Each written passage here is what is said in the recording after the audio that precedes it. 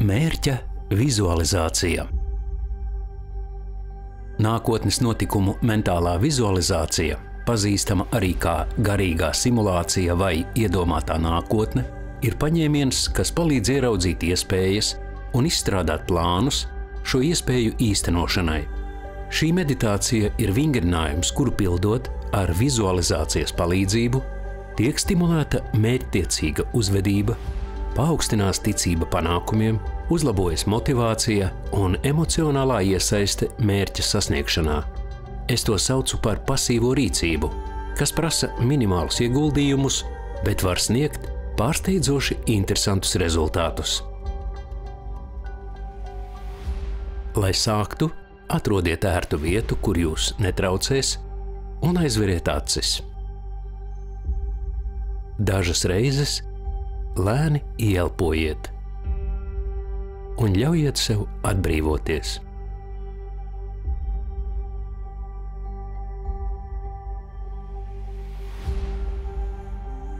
Kamēr es runāšu ar jums, viss, kas jums jādara, ir uzmanīgi jāklausās un jāmēģina iztēloties. Tikai dariet visu iespējamo, lai neaizmigtu. Vienkārši atpūtieties un iztēlojieties to, kas būs nepieciešams.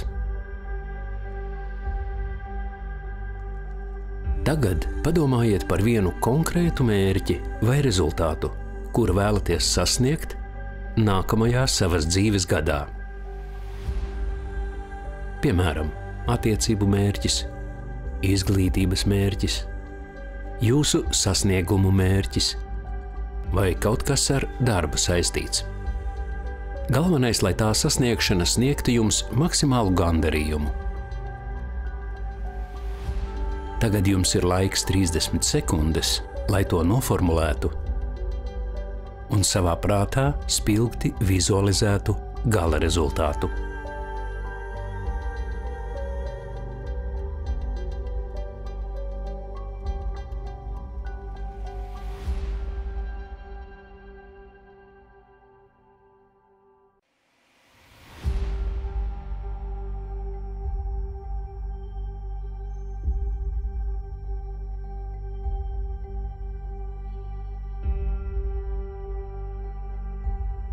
Paturot prātā šo mērķi, es gribu, lai jūs iztēlotos sevi, pārvietojamies laikā uz priekšu par 1 nedēļu.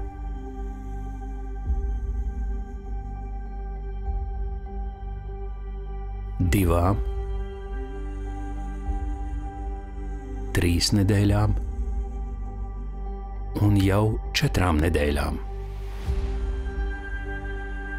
Tātad ir pagājis mēnesis no brīža, kad jūs noformulējāt konkrēto mērķi. Un jūs esat sācis strādāt, lai sasniegtu savu mērķi. Jūs esat ceļā uz panākumiem. Kādus lēmumus esat pieņēmis šajā laikā? Kādas darbības esat veicis? Un kā tas viss jums izdodas?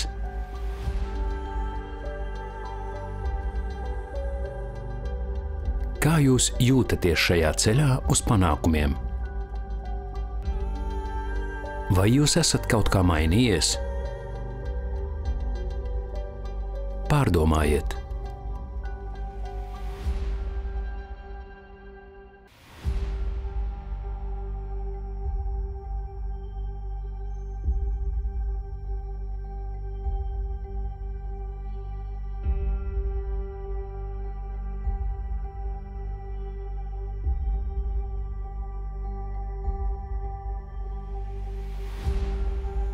Tagad, izmantojot savu iztēli, turpiniet doties uz priekšu laikā, līdz būsiet nākotnē pēc 6 mēnešiem.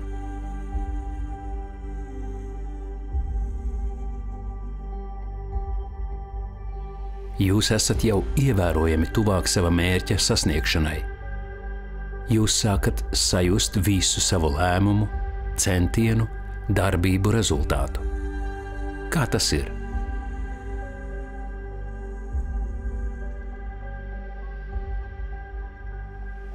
Kādas ir sajūtas būt par tik daudz tuvāk savam mērķim? Ļaujiet sev pamanīt visas ar to saistītās jūtas vai emocijas.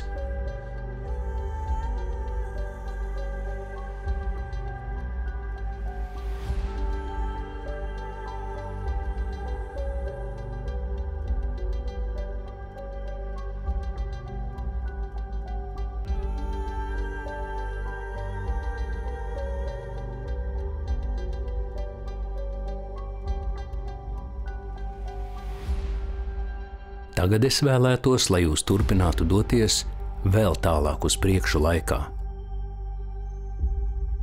līdz sasniegsiet 1 gadu pēc šī brīža.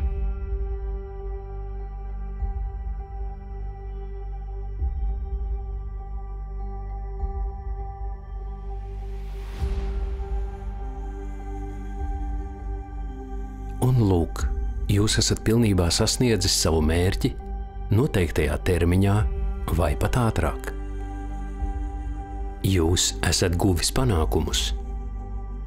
Vizualizējiet sevi šajā situācijā.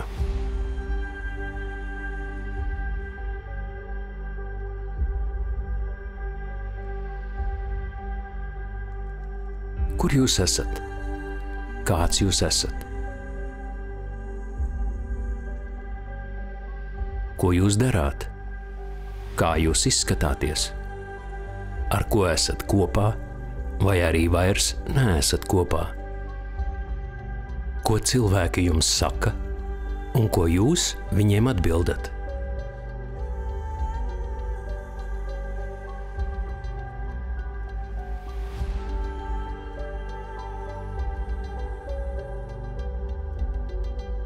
Kā jūtaties sasniedzis savu mērķi?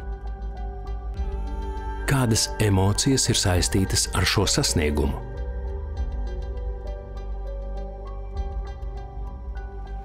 Varbūt ir kādas īpašas izjūtas, lepnums, prieks, apmierinājums vai gandarījums.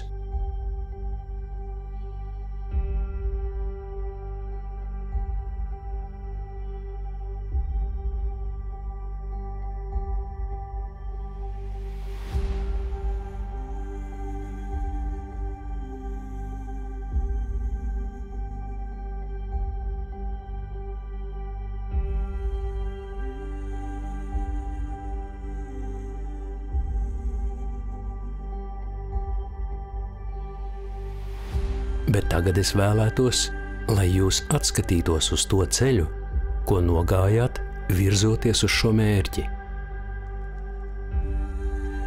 Atskatieties uz šī mērķa sasniegšanas procesu.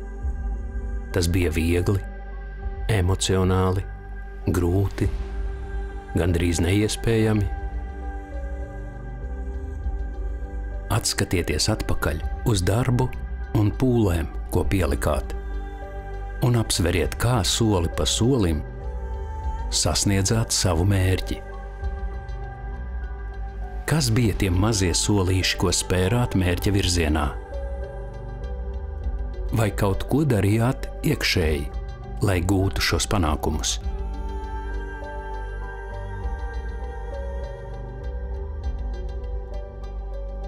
Kā jūs pārvarējāt sarežģījumus, domas un emocionālos šķēršļus? Kādas pārvarēšanas stratēģijas izmantojāt? Veltiet nedaudz laika, lai apsvērtu visas lietas, kas jums palīdzēja tikt galā ar izaicinājumiem, kas parādījās ceļā.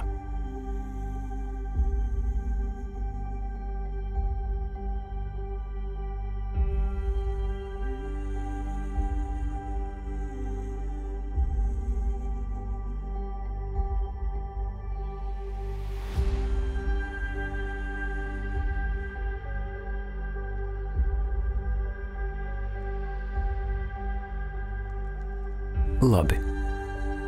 Tagad, kad vingrinājums tuvojas beigām, lēnām dziļi ieelpojiet.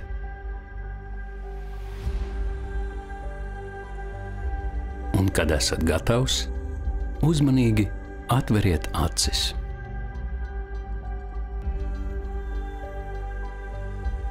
Novērtējiet šo prāta vingrinājumu. Kā bija veikt šo vizualizāciju? Vai ir kaut kas, ko esat iemācījušies no šīs prakses? Vai ir kādas atziņas, ko varat izmantot, lai tuvinātu citus savus mērķus? Ja tā, pierakstiet tās. Un, kad atkārtosiet šo mērķa vizualizācijas procesu, katru reizi salīdziniet iespaidus un secinājumus par sevi un izmaiņām, kas notikušas ar jums kopš iepriekšējās reizes. Novēlu jums veiksmi mērķu sasniegšanā!